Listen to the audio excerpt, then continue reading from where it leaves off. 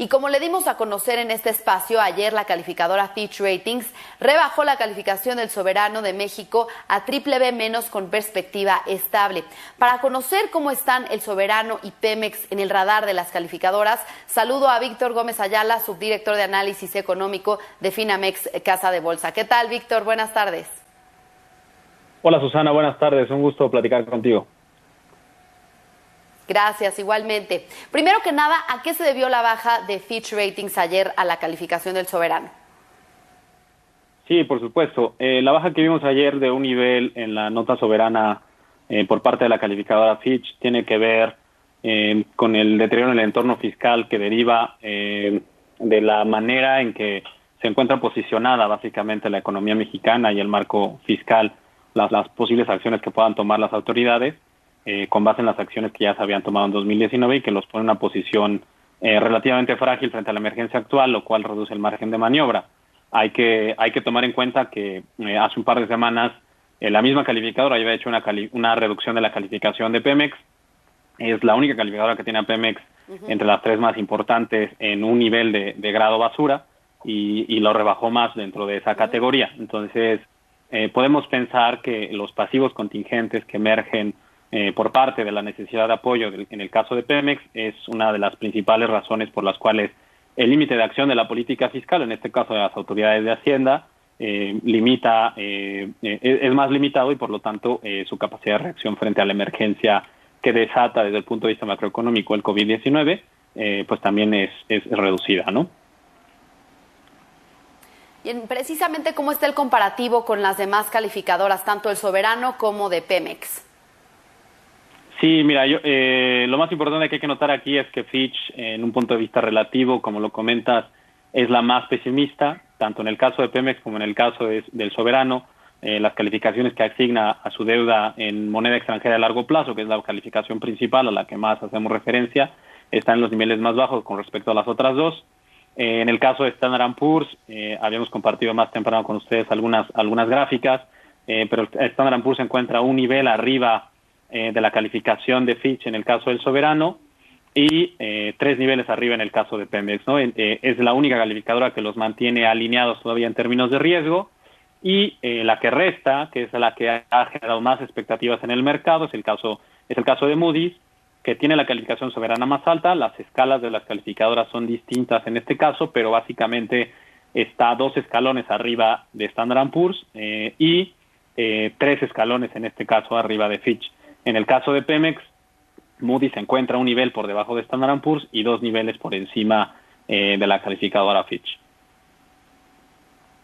Así es, además, pues Moody's, además de ser la más optimista, que varios analistas estiman que pronto pues baje su calificación, separa la del soberano con la de Pemex. ¿Cómo está conformada la calificación de Pemex? Correcto, esto es muy importante. Moody's es la calificadora que lleva más tiempo haciendo un análisis diferenciado del riesgo de emisores, en este caso el soberano y de Pemex.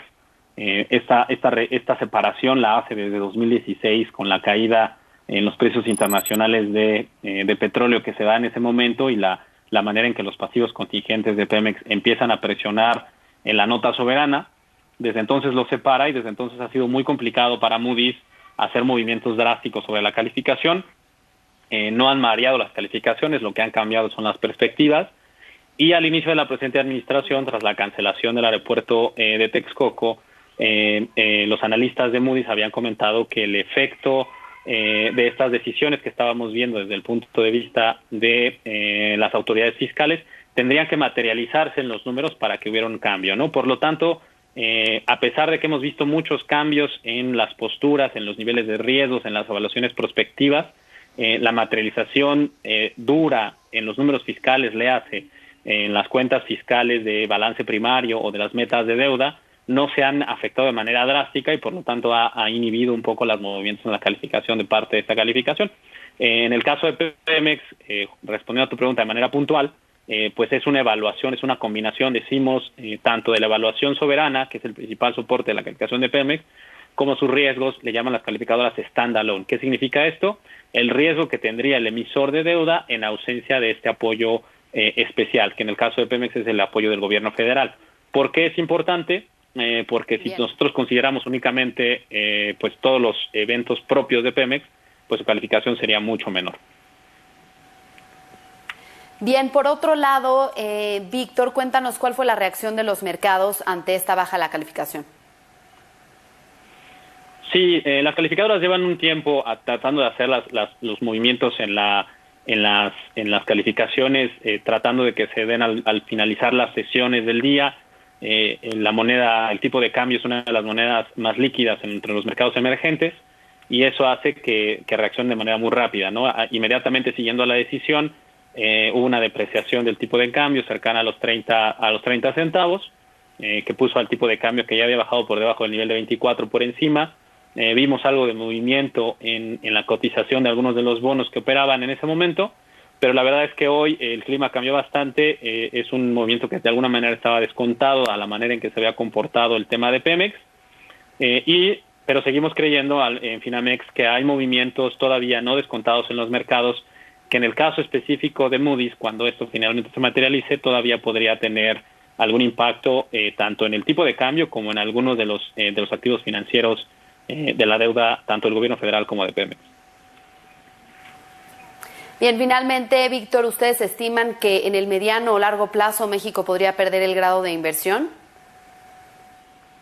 Mira, yo creo que una de las consideraciones más importantes aquí es el hecho de que genera tanta preocupación el momento en la calificación de Fitch, es porque los pone en el último escalón en la categoría de grado de inversión. ¿Qué significa esto para que lo tengamos claro? Significa que accedes a un mercado con una etiqueta que te da un trato especial, que te da acceso a un mercado muy líquido en órdenes de magnitud mucho más grande, con una cantidad de inversionistas potenciales que es muy relevante y a lo que tienen poco acceso y pocos gobiernos soberanos a nivel global entre los mercados emergentes. La calificación de Fitch tiene un poco de margen en términos de tiempo, porque primero habría que cambiar la perspectiva y luego ver una calificación. Te diría que difícil que México pierda el grado de inversión de aquí a 18 meses, pero los eventos de riesgo que se materializarían en medio podrían cambiar esa perspectiva. Bien, pues muchas gracias por este análisis, Víctor Gómez Ayala, subdirector de análisis económico de Finamex Casa de Bolsa. Muy buenas tardes. Gracias, Susana. Buenas tardes.